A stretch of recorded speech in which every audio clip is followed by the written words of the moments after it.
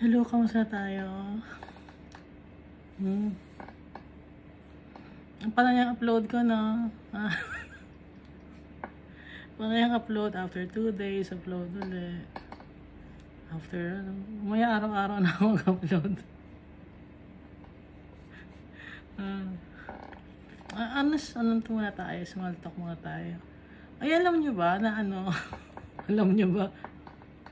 Na yung mga kotse ngayon, na mga automatic, yung mga high-end, mahirap silang manakaw. Alam niyo yun, di ba? Kasi may mga tracking device na ang mga sasakyan ngayon. Hindi naman sinasabi ng mga sales rep, no? Hindi rin sinasabi ng sa kasa. Pero merong tracking device. Kasi nagsasearch ako, ano ang mga kotse na mahirap nakawin.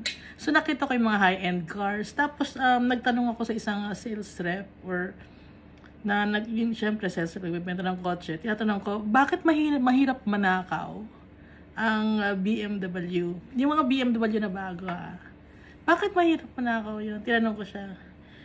Basta ma'am, hindi may, pag nanakaw yung kotse na yun, madali lang ma-trace. Malalaman natin. Ganun ba? Bakit? Meron bang tracking device? Hindi niya sinagot ako ng oo o hindi. Basta, hindi, madali na mahanap. Hindi hindi, safe po ang BMW. Ganun, sabi niya sa akin. Yung yung mga year na, year 2015, 2014, ganun. Pero yung mga lumang style na ng kotse, wala pang ganon, kahit automatic. Pero ngayon, yung mga kotse na lumalabas, meron na. Especially yung mga automatic. Hindi lang ako sure sa mga manual cars. Yung Tesla, no? Alam niyo yung Tesla, di ba? Familiar kayo sa Tesla. Alam nila kung saan nagpupunta yung mga tao na gamit ang Tesla. So, ano ngayon?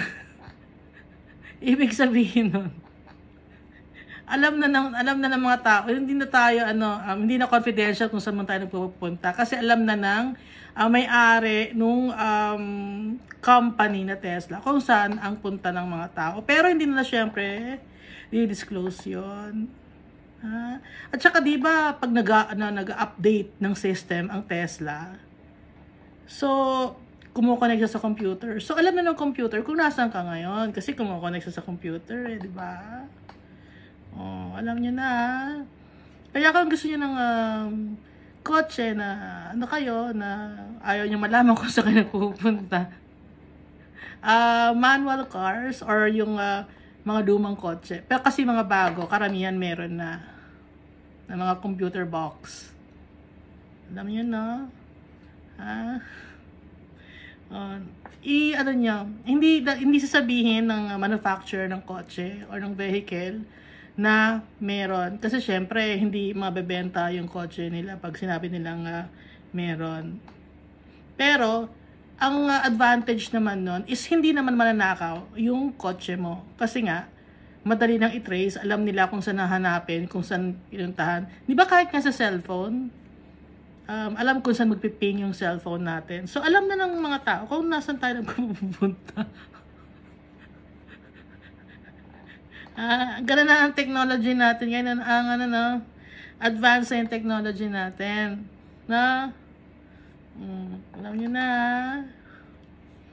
Dito na tayo, balik na tayo sa Galatians.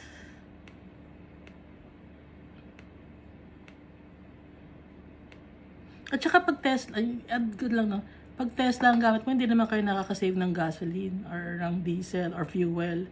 Kasi, yung kung saan ka mag-charge ng battery mo, yung gumagamit ng ng fuel yun. Kung saan ka mag-charge, gumagamit sila ng fuel kasi wala naman silang sariling battery kung para i-charge yung mga gamit nila doon. So, gumagamit sila ng fuel so, nakakatulong ba tayo sa nakakatulong mo sa environment? Hindi rin ganun din. Kasi, yung charging station ng sasakyan na yon is gumagamit sila ng fuel. Generator, di ba? Pag may generator ka, gagamit ka ng fuel para mapaandar, ganon. Okay? Tapos na tayo sa kotse.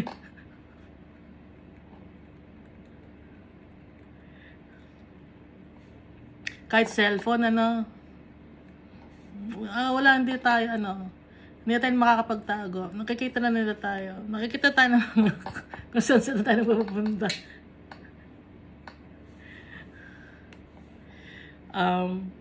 Balik tayo sa Galatians chapter 5, ang pinag-usapan natin ito, yung mga kasalanan natin, di ba? Yung mga kasalanan na nagagawa natin. Mag-recap muna tayo in Galatians chapter 5. Kasi nga, di ba, yung human nature natin, yung pagkatao natin, contradicting siya sa Holy Spirit. Kasi yung flesh natin, katauhan natin, yung nag-aaway sila. Kaya minsan, nag-struggle tayo, di ba? Gusto natin gawin yung tama. Pero, yung flesh natin, mahina. So, paano mapapalakas yung flesh natin? Magbabasa tayo ng Bible. Tsaka lagi tayo magpe-pray.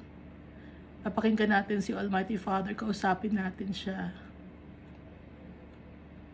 Kasi, kailangan natin yung kalakasan niya araw-araw. Hindi natin kaya na mag-isa lang tayo. Kailangan natin ng Holy Spirit para mapalakas tayo. At kailangan mamimili tayo kung ang susundin ba natin yung katawan natin o ang susundin natin yung Holy Spirit. Si Paul din, nag-struggle siya. Gagaya ni Peter, di ba? May kahinaan din si Peter. So lahat tayo may kahinaan, pero tayo lang tayo. Tayo lang. Tatayo tayo. Hingi tayo ng tawad kay Almighty Father. Kasi we are saved by grace. Ano yun? Alam naman natin, di ba, kung anong ibig sabihin ng grace? Hindi tayo worthy. Pero dahil mapagmahal si Almighty Father, dahil kay Jesus, mapapataw tayo sa kasalanan natin. Hindi na tayo kailangan mag-alay ng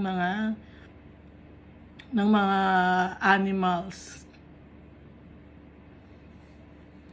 At saka pantay-pantay tayo kay Almighty Father sa tingin niya. Ulitin ko kung ano yung mga kasalanan natin, dito sa Galatians chapter 5 verse 19. So yung mga kasalanan natin na gusto ng flesh natin is unang-una sexual immorality. Ito ang inuuna na nababanggit dahil pag sexual immorality, nagkakasala tayo sa sarili nating katawan. Ay yung katawan natin is temple of God. Dito na siya sa katawan natin, sa puso natin naninirahan. Kaya inuuna yung sexual immorality na binabanggit dito. Kasi nagkakasala tayo sa sarili natin. Alam naman natin, di ba, kung ano yung sexual immorality? Fornication, adultery, tapos bestiality, tapos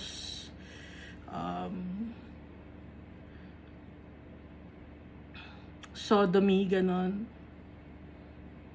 homosexuality. Pero ito, binabanggit ito para sa mga followers ni Christ. Yung sa mga nasa labas na tao, hindi natin sila dapat husgahan. Dahil maghuhusga sa kanila si Jesus Christ at the last days. So, kaya binabanggit ito ni Paul, para tayong mga Christians or follower ni Christ, iwasan natin to. Impurity, yung kadumihan. Debauchery, yung nagpapakasasa ka sa kasiyahan, sa alak, sugal, droga.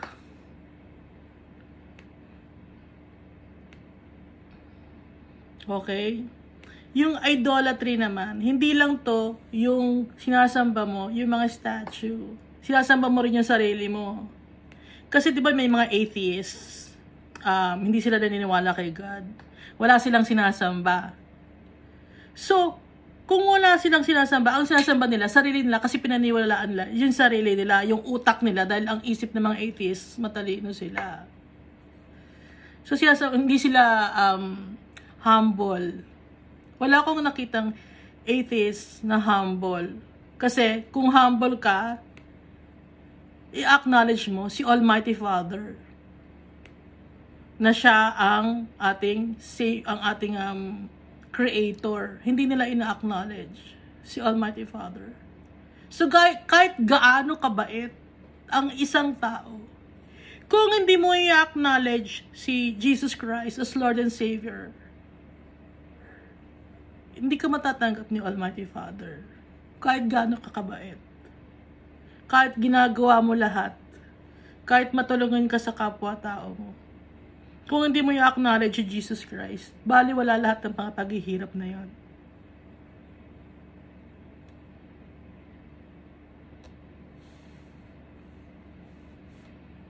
Dahil ang unang commandment, di ba? Love the Lord your God with all your soul, with all your heart, with all your might and mind. Lahat, pagkatao mo. Yung mga atheists, kahit mabait sila, kung hindi naman nila mahal si Almighty Father, hindi nila ina-acknowledge, hindi nila ina-honor, hindi nila nila-respect, baliwala lahat yun. Hindi nila ina-acknowledge Jesus Christ. Baliwala lahat yung mga paghihirap nila na pagtulong sa tao. Dahil kahit si Satan, kaya namang tumulong sa tao. Alam niyo ba yun? Kaya yung tumulong ni Satan sa tao. Para makalimutan nila si Almighty Father at saka si Jesus Christ, ang gagawin ni Satan, siya ang gagawa nun. Para sasabihin ni Satan, hindi totoo si Almighty Father, hindi totoo si Jesus Christ, so tutulong siya sa tao. So sino yon? Si Satan yon.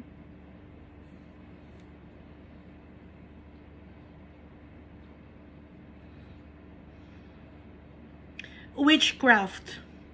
Ano ba ang witchcraft? Nangungulam ka. Ano, may daladala ka bang manika?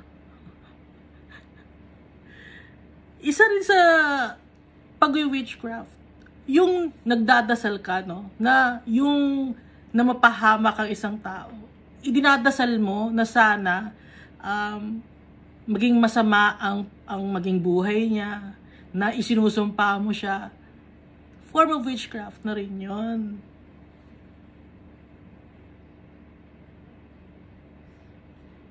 Mas lalo pa kung lalapit ka sa mga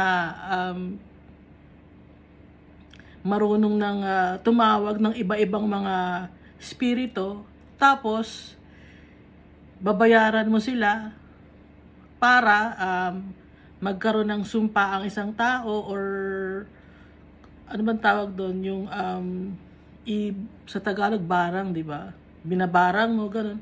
Masama yun kasi tumatawag ka ng mga demonyo, ini-encourage mo yung mga demonyo.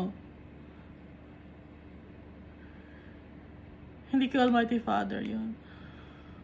Pero di ba may mga tao na sabi na sila nang gagamot sila, tapos merong silang mga statue ng ni Saint ganyan, or may statue sila kunyari ng mga santo,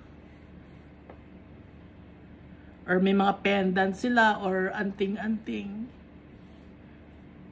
Hindi kay Almighty Father yun. Hindi yun kay Jesus Christ.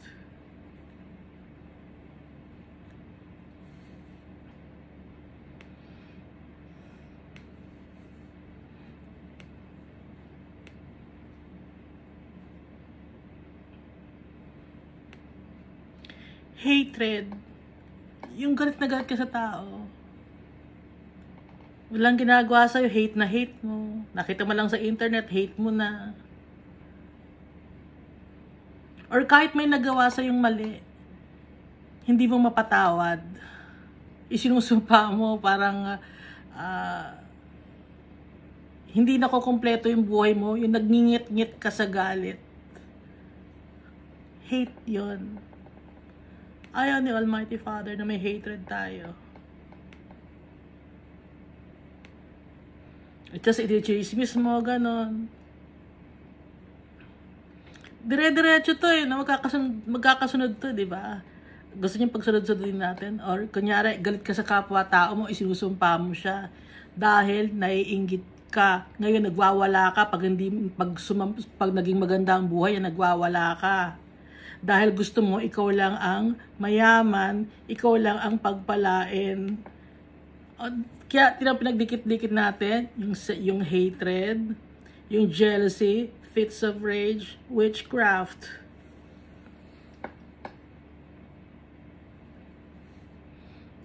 Kaya yung mga espiritu, bad spirits, magkakadikit yan, magkakamag-anak yan. Discord, pagkakabaha-bahagi. At pagkakaroon ng gulo. Ayaw ni Almighty Father ng gulo. Peaceful ang gusto ni Almighty Father tsaka ni Jesus Christ. Kaya kung may mga naggustong ng manggulo sa government or kung saan mga korporasyon, ayaw ni Almighty Father nun.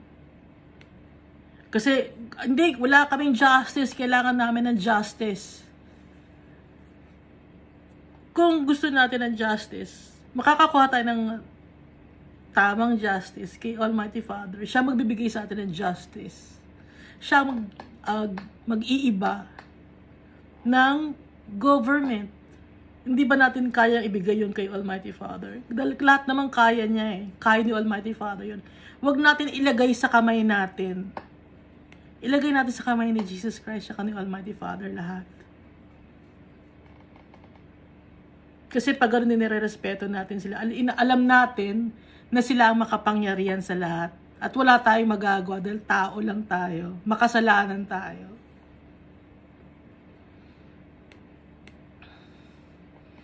Jealousy. Naiinggit ka. Yung jealousy meron ka at meron yung kapwa-tao mo. Ngayon, nagsiselos ka kasi kahit meron ka, gusto mong angkinin yung kanya. Gusto mong mas mataas ka sa posisyon, kaya nagsiselos ka. Gusto mong mas maganda yung kotse mo kaysa sa kanya. Gusto mong mas maganda ka kaysa sa kanya. Gusto mong mas talented ka kaysa sa kanya. Jealousy yon. Ngayon, yung envy naman, kinaiinggitan mo dahil wala ka. Kasi yung jealousy, meron ka eh, no? Meron ka at meron yung kapwa-tao mo, pero gusto mong kunin lahat kahit meron ka. Ngayon yung envy, wala ka. Pero yung kapwa-tao mo, meron. Gusto mong kunin. Yun ang envy. Yun ang pagkakaiba nun. No? Inggit, no? Naiinggit ka. Iba ang inggit sa selos. Yung inggit, wala ka, pero meron siya, gusto mong kunin. Yung selos, meron ka, at meron din yung isa, gusto mo, mapasayo lahat. So, kaswapangan yun. No? Halimbawa, sa position sa company, may position ka sa company, tapos may kaibigan ka na may position sa company. Mas mataas ang position niya, selos yun. Nagsiselos ka dahil mas mataas ang position niya sa company. Okay? So, yung envy, yung inggit, wala ka. Pero yung selos, meron ka, pero mas angat yung kapwa-tao mo. Fits of rage.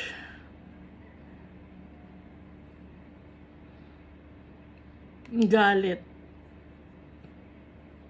Nagwawala ka sa galit. Hindi ka mapigil sa pagwawala mo ng galit mo. Sa sobrang galit mo, nakalimutan mo ng pinagagawa mo, nakapatay ka na ng tao, nakasakit ka na ng tao sa sobrang galit mo. Nakalimutan mo na ang sarili mo. Dahil ang namamayanin na sa'yo, yung galit mo. Pero natural naman talaga ang magalit, alam niyo ba yun? It's emotion, natural emotion of people.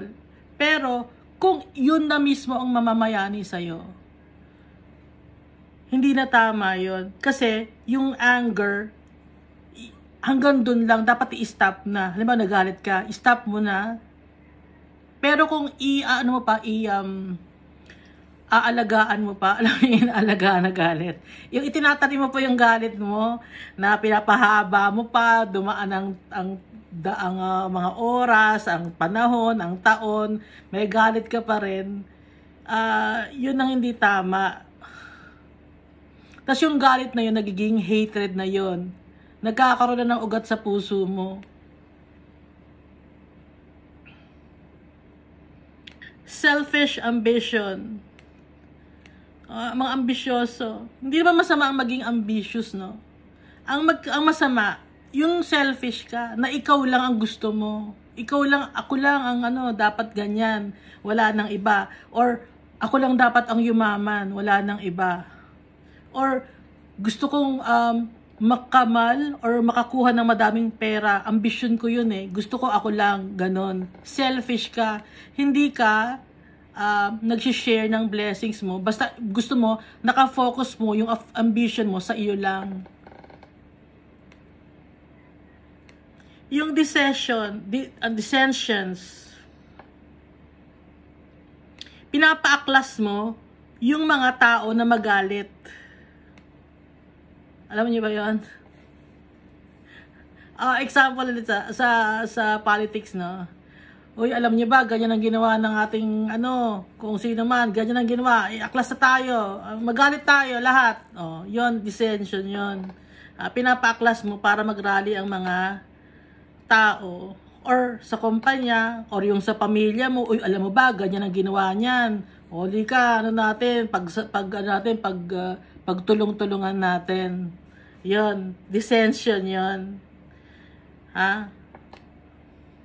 Or yung sinabi ng ganyang kapitbahay na masama ka daw ang sinasabi mo sa kanya. Tapos yung kapitbahay mo naman, alam mo, gano'n naman ang chinismis sa'yo. O yung pinag-aaway-aaway mo, yung mga tao.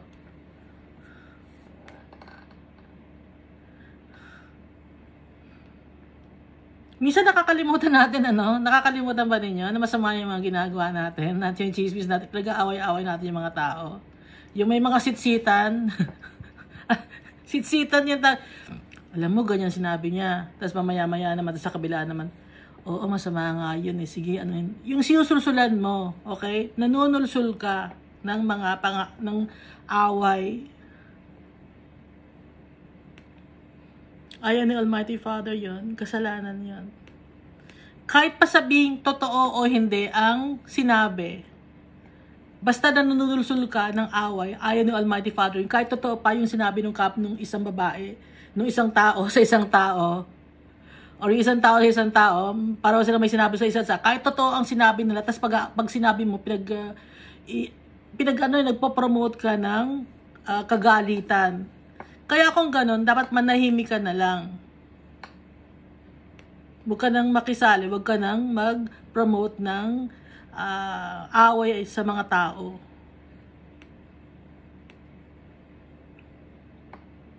Kasalanan yun.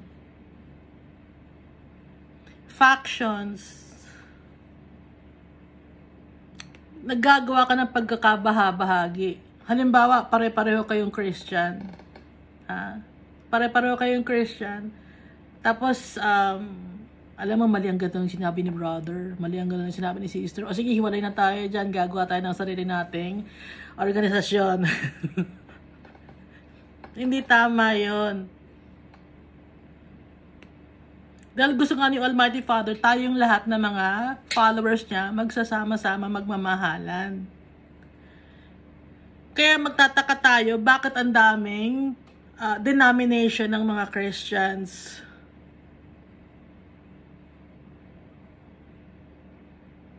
Hindi nagsasama-sama ang mga Christians, ang dami pang denomination. Pag nabanggit na, ay ganyan yan Christian yan, pero yung gato nila naninira, no? Ayaw ni Almighty Father nun. Na buo na, tas hinihiwalay-hiwalay pa. Kasi nung balita ko, natataka ako Anong pagkakaiba ng, hindi ko kasi mabanggit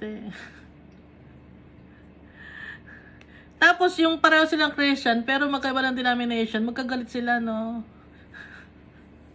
Minsan nakita ko sa YouTube sa Facebook, magkaaway sila.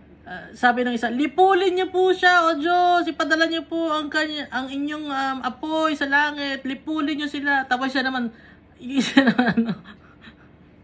puksain na niyo, Lord, ang mga taong nag-aaway-away sila, pero silang Christian.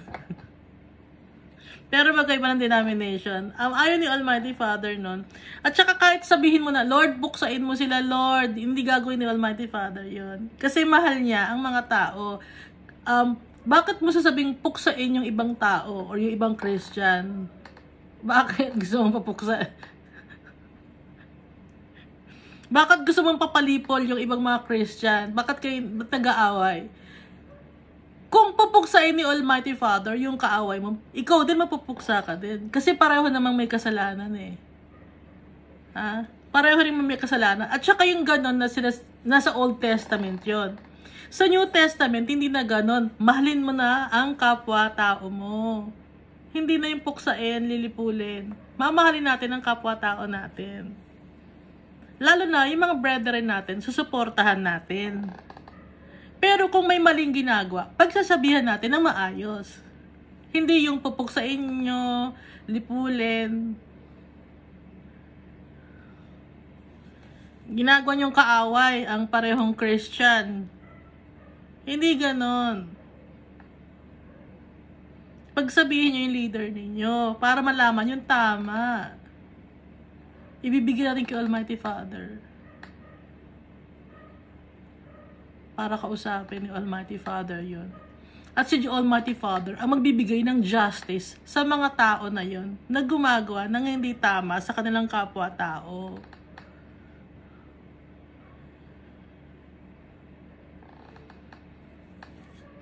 Yung mga taong umaabuso, inaabuso nila, yung kanilang pagiging leader ng isang organization, si Almighty Father ang gagawa ng way.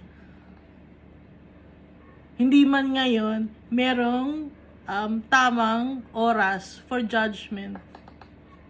Kahit di ba pagsabihan natin hindi na nakikinig, ayaw nila kasi tumigas na yung puso nila. Yung gusto nila yung sarili nilang mga plano sa buhay, sarili nilang turo, ang gusto nilang i-push sa mga tao, hindi yung sa Bible. Kaya dapat magbabasa tayo ng Bible para alam natin. Hindi tayo maliligaw. Marami akong kilala, no, nabanggit ko na dati, di ba? May mga kilala ako na mga foreigners, syempre hindi taga dito sa Pilipinas. Syempre sa ibang mga bansa, nakakausap ko babae at lalaki. Ayaw na nilang sumali sa mga denomination. Nagpe-pray sila, nagsasaliksik sila lang sa kanilang ng word of God on their own. They love Jesus, they love God. Pero hindi sila sumasali sa denomination kasi ang isip nila kasi, nagkaroon na rin sila kasi ng experience na puro tithes.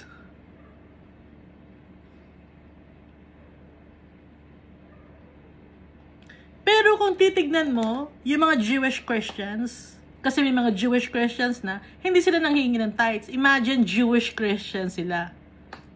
Kasi yung Jewish Christian, alam nila na wala na sa old law, nasa new law na tayo.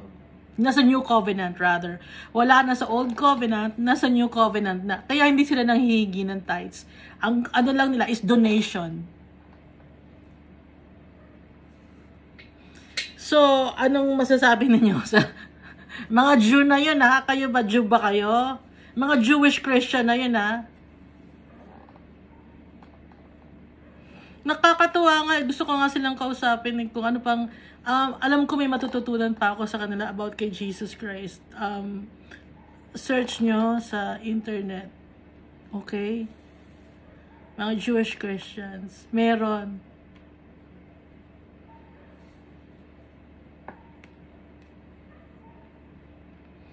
Yung envy na sabi na natin, ano, yung nag-iinggit ka dahil meron yung isa, ikaw wala ka.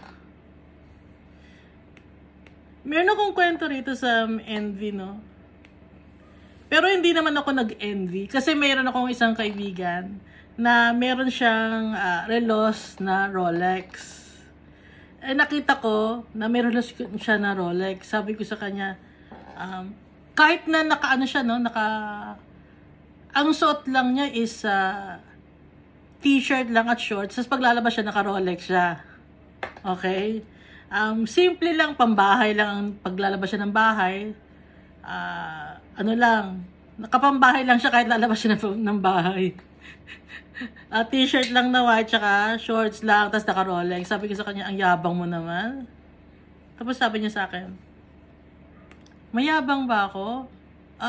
Gusto ko lang magka-Rolex pero hindi ko naman to pinagyayabang. Gusto ko lang magka-Rolex. Kasi maganda siya. Oo nga, no. Hindi, tama yun. Hindi siya mayabang. Gusto lang niyang magsuot.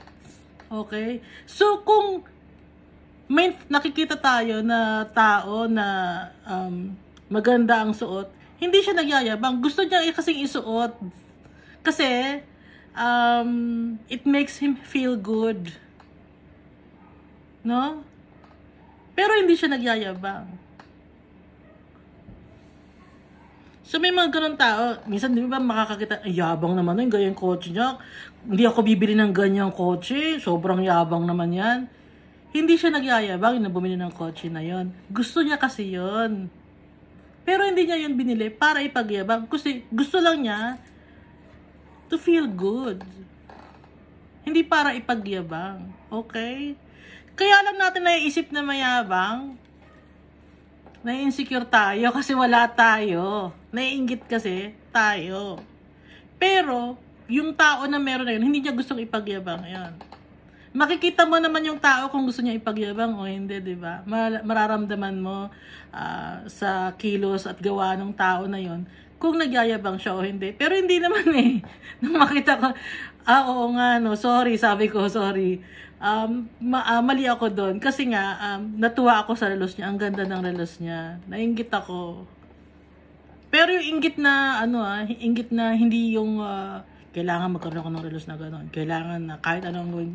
Hindi kasi natuwa, ang ganda kasi. Sana meron din ako gano'n pero okay lang kahit wala. Drunkenness. Naglalasing ka. Kasi pag naglalasing ka, kung ano na ng mga sinasabi mo, no? Nawawala ka na sa naturalesa mo. Kahit nandun pa rin yung ugali mo, pero malakas ang loob mo. Okay? Hindi mo na nakokontrol ang sarili mo sa kung ano-ano lumalabas sa bibig mo. Kaya ayaw ni Almighty Father yung drunkenness. Kasi yung mga gawa mo, lumalakas ang loob mong gumawa ng masama. Pag drunk ka, kahit na alam mo naman na ang ginagawa mo pag drunk ka eh. Kaso lang, lumalakas ang loob mo. Ayaw ni Almighty Father nun. Kasi nga, we are called to be holy. Paano tayo lalakas ang Holy Spirit sa atin kung drunk tayo? Paano sa atin maninirahan ang Holy Spirit kung drunk tayo? Kung lasing tayo, paano maninirahan ng Holy Spirit? Ano sasabihin ng mga tao? Ganyan ba ang isang Kristiyano? Hindi niya kayang i-control ang sarili niya sa pag-inom? Kasi ang tao, kaya umiinom, may gusto siyang kalimutan. Meron siyang frustration sa buhay.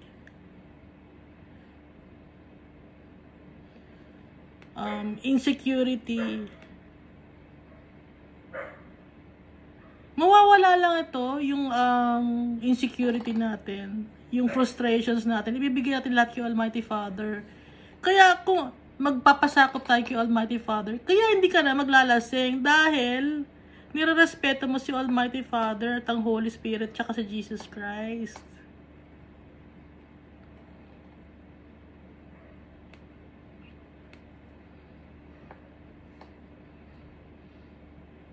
At saka yung pag drunk ka, inuumpisahan niya ng away.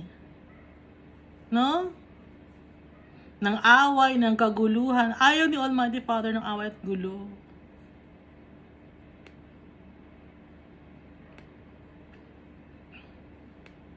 Next naman, yung orgy. Itong orgy, ang party to ng wild party na to. Merong sex, drugs, alcohol, tas may mga kung ano-ano pang bisyo. Tas marami kayo na alam niyo naman siguro yung mga wild parties, di ba? Yung mga wild, wasteful parties.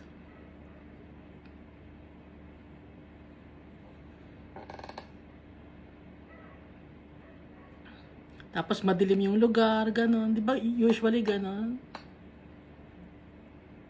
Wala namang wild party na maliwanag. Meron ba? So, nangyayari to sa dilim. Kasi nga, hindi to kay Almighty Father.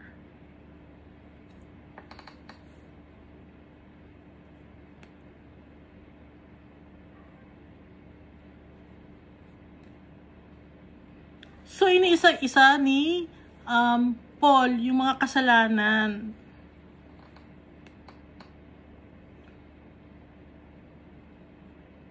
Yung mga kasalanan ng mga tao na hindi natin dapat gawin tong mga to kung follower na tayo ni Christ. May nakita na ba kayo na Christian na dati naglalasing siya, ngayon hindi na siya lasing? Dati sexual immoral siya, ngayon hindi na siya immoral. Dati inggitera siya, dati chismosa siya, hindi na siya chismosa. Dati sakim siya, greedy siya, hindi na siya greedy ngayon. Nagbabago si Almighty Father ng buhay ng tao, pati ang Holy Spirit. Ibibigay lang natin sa kanila lahat. Kaya lang naman natin nagagawa tong mga to, di ba? Ang root cause nito, syempre, ang lahat ng root cause ng kasalanan ay si Satan. Isisiksik sa utak mo ni Satan, uy, ano yan, pwede ka naman yan eh.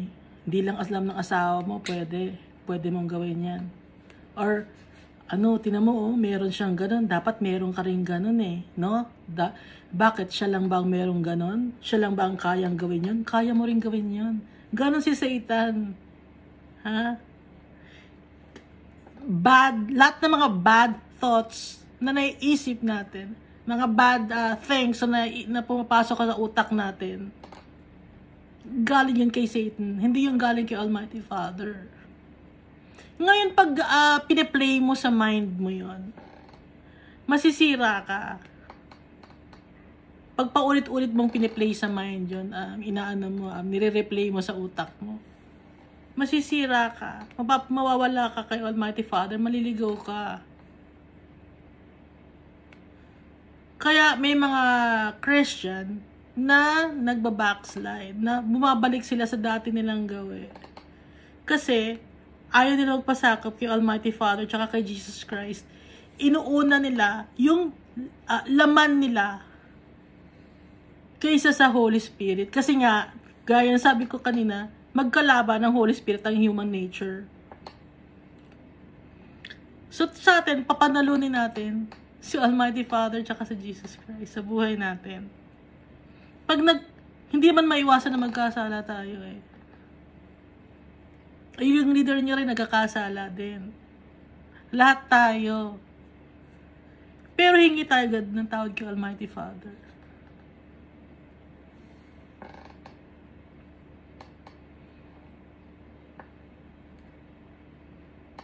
Naiintindihan niyo ba yan?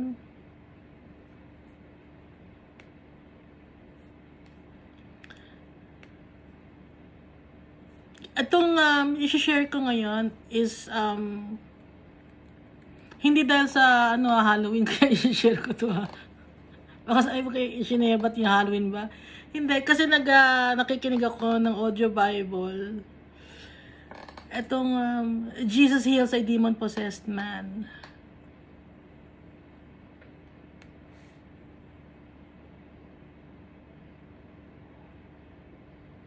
Basahin ko ha. So they arrived at the other side of the lake in the region of the Gerasenes. When Jesus climbed out of the boat, a man possessed by an evil spirit came out from the tombs to meet him. Mark chapter 5 verse 1. So nung dumating si Jesus Christ sa other side of the lake, sa region ng Gerasenes, bumaba na si Jesus the boat. Tapos merong malapit doon na cementerio or tomb, doon galing yung man na may na-possessed by an evil spirit. Sinalubong niya si Jesus Christ. Itong man na, itutuloy ko yung basa. When Jesus climbed out of the boat, a man possessed by an evil spirit came out from the tombs to meet him. This man lived in the burial caves and could no longer be restrained, even with a chain. Whenever he was put into chains and shackles, as he often was, he snapped the chains from his wrists and smashed the shackles. No one was strong enough to subdue him. Day and night he wandered among the burial caves and in the hills, howling and cutting himself with sharp stones.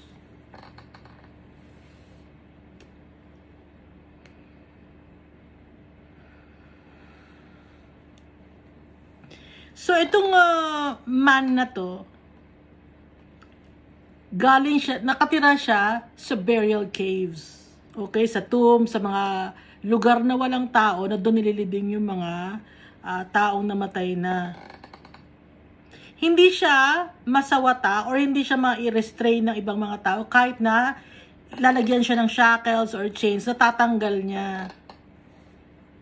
Malakas siya. At saka walang ibang tao na makakapigil sa kanya. Sa umaga at gabi, nandun siya sa burial caves, tsaka sa hills. Sumisigaw siya, nag-howl siya, parang wolf.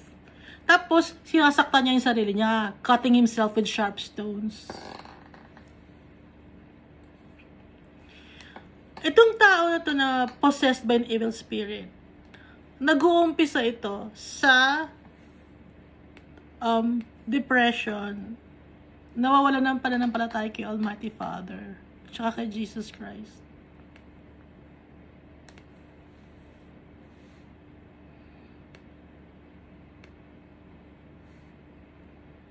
Walang ibang taong lumalapit sa kanya at walang binanggit dito na kamag-anak siya.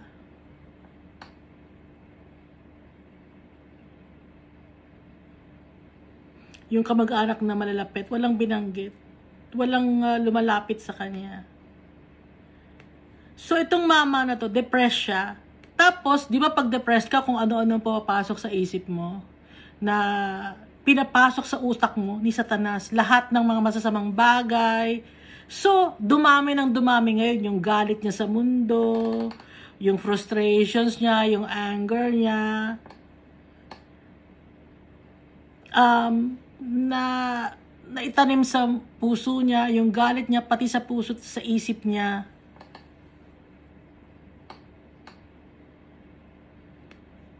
Gusto niyang mapag-isa. So pag ganun, open yung tao sa evil spirit na pwedeng pumasok sa kanya yun. Dahil yun lang ang laging kausap niya, tapos nandun siya sa lugar na walang tao, hindi siya nagpe-pray kay Almighty Father.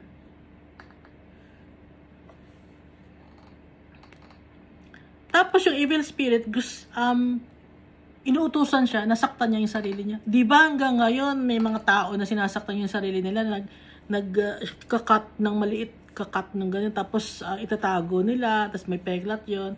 Tapos after some time, pag nasasaktan sila, magkakat ulit sila, para nagiging hobby na nila. So, yun ito, depression ito, pero mas malala na ang pagkaka-depression niya dahil nga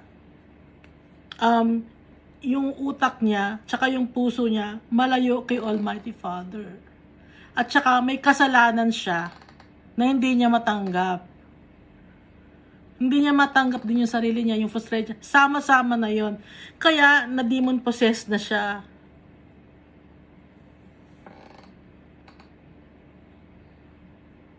Ituloy natin, ano? When Jesus was still some distance away, the man saw him, ran to meet him, and bowed low before him. With a shriek, he screamed, "Why are you interfering with me, Jesus, Son of the Most High God? In the name of God, I beg you, don't torture me." For Jesus had already said to the spirit, "Come out of the man, you evil spirit." Tingnan mo, alam ng evil spirit or alam ng man, in the name of God, sabi nung lalaki na yon, in the name of God, I beg you, don't torture me. So, kilala niya si Almighty Father. Pero kahit kilala niya si Almighty Father, hindi siya humingi ng tawad.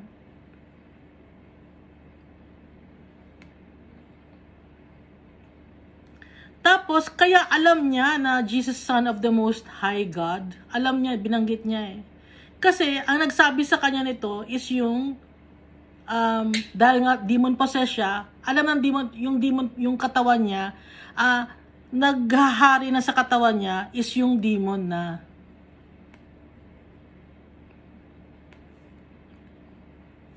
Then Jesus demanded, "What is your name?" And he replied, "My name is Legion, because there are many of us inside this man." Then the evil spirits begged him again not to send them to some distant place. So yung evil spirit na yun, nanganak sa loob ng pagkatao niya. Una, depressed lang siya. Hindi natin alam ang background niya. Okay, una, depressed lang siya, frustrated lang siya. Tapos, hindi natin alam kung ano mga nagawa niyang kasalanan.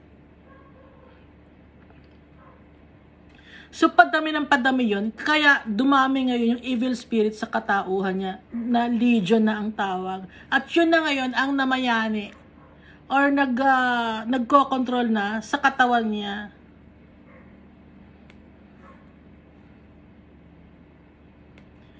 Tuloy natin. There happened to be a large herd of pigs feeding on the hillside nearby. "Send us into those pigs," the spirits begged. "Let us enter them." So sabi ng mga evil spirits, dun sa mga baboy sila gusto magpunta. So Jesus gave them permission. The evil spirits came out of the man and entered the pigs, and the entire herd of about 2,000 pigs plunged down the steep hillside into the lake and drowned in the water. So yung mga pigs, pumasok doon yung mga evil spirit sa mga pigs. Tapos yung mga evil spirit, yung mga pigs, nagpakamatay, tumalon sa ravine, tapos under yung ravine, may lake doon at water, doon sila nalunod. So kaya sa baboy nila gustong pumunta kasi ano ba ang karangan ng baboy? Madumi, no? Kasi ang baboy, pero kinakain natin, ano? Walang masama ron. Pero lang, ang katangian lang ng baboy is nalinis na yung baboy, di ba? Pag niliguan mo yung baboy, nakapaligo ka ng baboy. Tapos, kahit malinis na yung baboy, gusto pa rin niya sa putikan, ano? Ayaw niyang maging malinis siya ng tuluyan.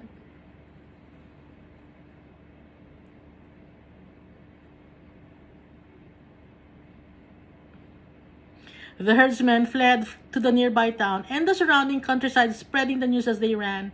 People rushed out to see what had happened. A crowd soon gathered around Jesus, and they saw the man who had been possessed by the legion of demons. He was sitting there, fully clothed and perfectly sane, and they were all afraid. So, naging maayos yung demon-possessed. Nakita na ng mga herdsman. Pinagkalat nila.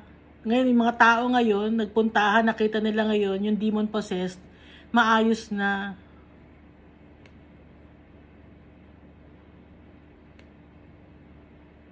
Then those who had seen what happened told the others about the demon-possessed man and the pigs, and the crowd began pleading with Jesus to go away and leave them alone. Natakot sila, yung mga herdsmen, tsaka yung mga tao na nakatira doon sa lugar na yon.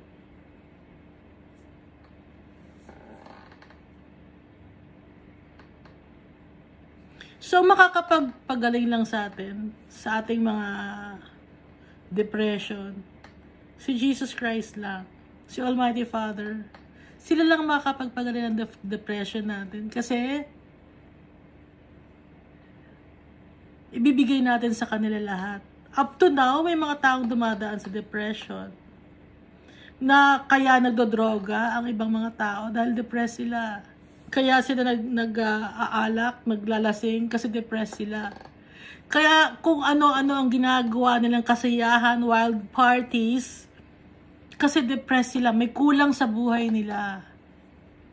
Kaya tayo nagkakasala, diba? Dito sa binanggit na sexual immorality, impurity, debauchery, idolatry, witchcraft, hatred, discord, jealousy, fits of rage, selfish ambition, dissension, factions, envy, drunkenness, orgies, and the like. Itong mga to, kaya natin nagagawa to mga to. Mahina tayo. Kasi nga, meron tayong insecurity and depression na ibinibigay sa utak natin ni Satanas. Marerelease lang tayo ron kung i-acknowledge natin si Jesus Christ as our Lord and Savior at wholeheartedly nating bubuksan ang sarili natin para manirahan si Jesus sa puso natin.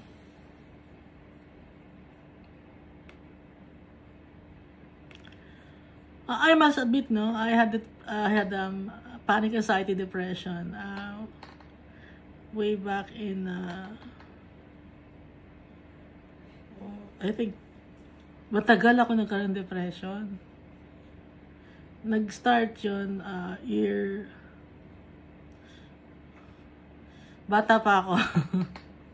Year I think 2000 nagka-depression ako.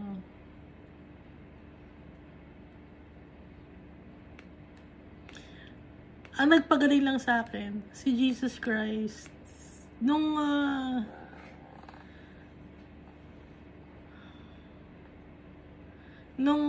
ibinigay ko lahat kay Jesus Christ, na alam kong wala akong magagawa, na ibinigay ko yung buhay ko kay Jesus Christ. Pagtitiwala ng todo sa kanila.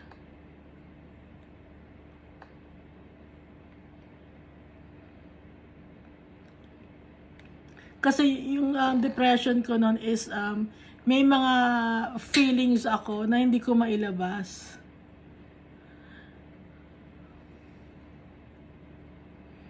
Meron akong frustrations, may insecurities ako. Meron akong bagay na hindi ko magawa. Na I felt so small.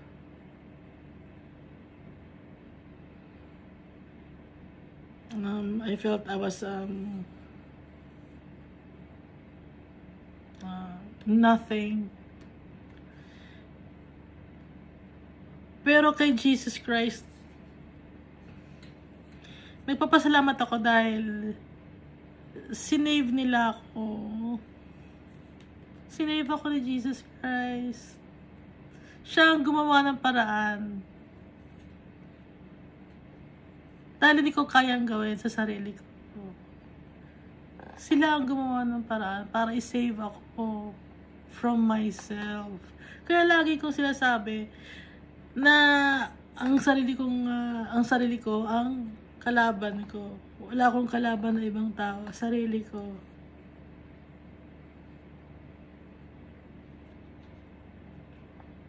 Kasi yung ibang mga tao, hindi mo sila makokontrol. Okay, ano lang ang kaya mong kontrolin? Ano lang ang kaya mong gawin? I-control natin yung sarili natin, ibigay natin kay Jesus Christ para maging malakas tayo. Yun. Kasi yung galit mo, magagalit ka sa isang tao. For what? Magagalit ka sa isang tao. Pag nagalit ka sa isang tao, sarili mo ang sinisira mo. Hindi naman yung tao na yun eh. Ikaw ang magkakasakit pag yung galit mo na-stuck sa heart mo. Hindi naman affected yung tao na yun pag nagalit ka sa kanya, di ba? Ang affected ikaw ang galit eh. Example, kung inggit ka, no? Pag nainggit ka naman sa ibang tao, sino bang affected? Ikaw pa rin, di ba? Yung sarili natin ang affected. Hindi naman yung ibang tao eh. O ito, sexual immorality. Sino bang affected nun? Yung ibang mga tao? Hindi. Yung sarili mong sinisira mo din. Okay? Yung idolatry, yung sinasamba mo, yung sarili mo. Idolatry, yung sinusunod mo yung sarili mo. Yung witchcraft, kaya mo ginagawa to dahil sa galit mo, sa inggit mo, dahil ikaw pa rin affected nito, ikaw pa rin ang pag nagalit si Almighty Father, sa'yo pa rin, kasi ikaw ang nag-uudyok sa ibang mga tao na gumawa ng pangkukulam. Yung jealousy, ikaw pa rin to, sarili pa rin natin to. Selfish ambition, sarili pa rin natin to. Nagkanda kung ano na nangyari sa buhay natin para lang makuha natin yung gusto natin. Ang ginagawa ngayon natin, example, ibebenta mo yung sarili mo, ganun. Para mo lang makuha yung gusto, para makuha ko ng cellphone. Gusto ko magkaroon ng cellphone na maganda, ibebenta ko yung sarili ko, o di dumami ka na ng kasalanan mo, nagkaroon ka ng sexual immorality. Dahil sa selfish ambition mo, na gusto mo magkaroon ng sariling kotse, na madalian lang, or gusto mong magkaroon ng cellphone ng mahal, ng madalian lang, walang kahirap-hirap. So, sarili natin ang kalaban natin. Yung envy, ganun din. Dahil wala ka, siya meron, inggit ka. Sino pa? Affected ba yung taong kinainggitan mo? Hindi, ikaw ang affected. Pag drunkenness, sinong sinisira mo? Yung katawan mo ang sinisira mo. Hindi mo naman sinisira ibang tao eh. Sarili mong katawan sinisira mo. Kaya ang kalaban natin, sarili natin. Naintindihan nyo na? Ha? Yung orgy, nagpapakasaya ka sa sobrang ligaya mo. Yung wild party na ginagawa mo, di ba may mga droga doon. Sino sinisira mo? Ibang mga tao ba? Hindi, sarili mo. Yung katawan mo ang sinisira mo. Yung happiness or yung konting saya na nakukuha mo ron, panandalian lang yun. At saka yung mga tao sa mga wild parties, hindi naman sila concerned sa iyo eh. Hindi, ito yung mga friends mo ba na kasama mo sa mga wild parties, kasama mo sa mga inuman, kasama mo sa droga,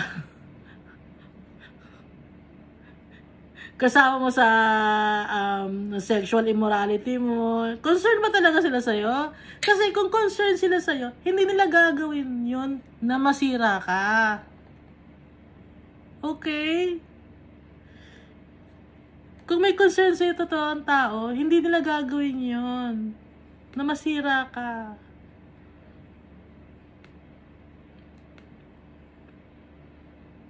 Kaya tayo pinagsasabihan ni Paul dito.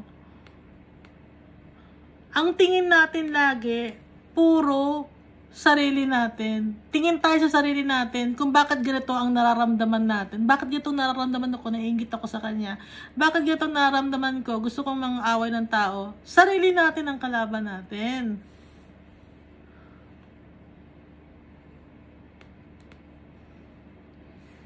At ang si Almighty Father, kinakausap tayo, isa-isa, hindi tayo by group.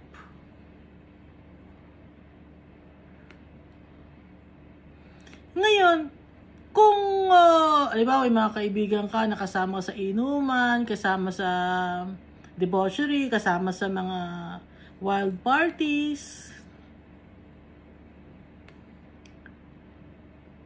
nagbibigay ba sila sa inyo ng love, joy, peace, forbearance, kindness, goodness, faithfulness, gentleness, and self-control? Walang ganon.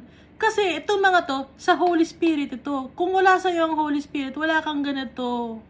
Hindi mo makukuha ang mga to self-control, gentleness, faithfulness. Hindi mo to makukuha sa kahit saan. Makukuha mo lang ito sa Holy Spirit na padala ni Jesus Christ.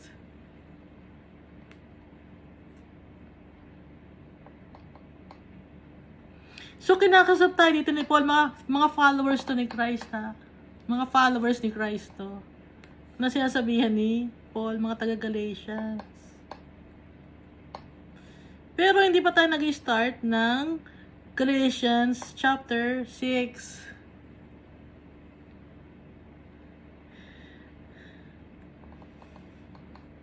Next time na natin yung Galatians chapter 6 kasi isang oras na tayo.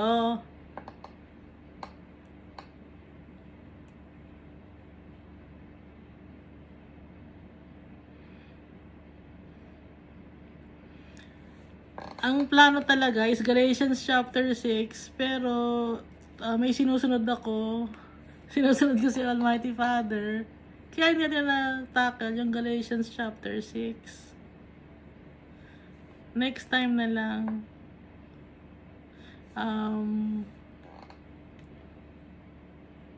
Depende kung kailan gusto ni Almighty Father.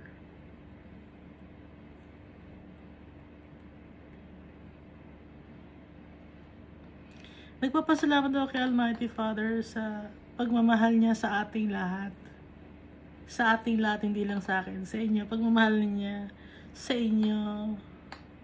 Sa pag-guide niya sa atin. Sa pagbabasa ng Bible. Sa araw-araw na blessings na binibigay niya sa pagkain. Sa mga taong nami-meet natin. Sa mga na-experience natin. Dahil lahat ng mga experiences natin, may matututunan tayo doon. Okay? Depende na lang sa'yo kung ang makikita mo doon ay bad experience or good experience. Pero since follower tayo ni Christ, lagi natin makikita yung kabutihan ng experience na yun sa buhay natin. Dahil all things work together for good to those who love the Lord. God loves us all so much. Thank you. The acts of the flesh are obvious: sexual immorality, impurity and debauchery, idolatry and witchcraft, hatred, discord, jealousy, fits of rage, selfish ambition, dissensions, factions and envy, drunkenness, orgies, and the like. I warn you, as I did before, that those who live like this will not inherit the kingdom of God.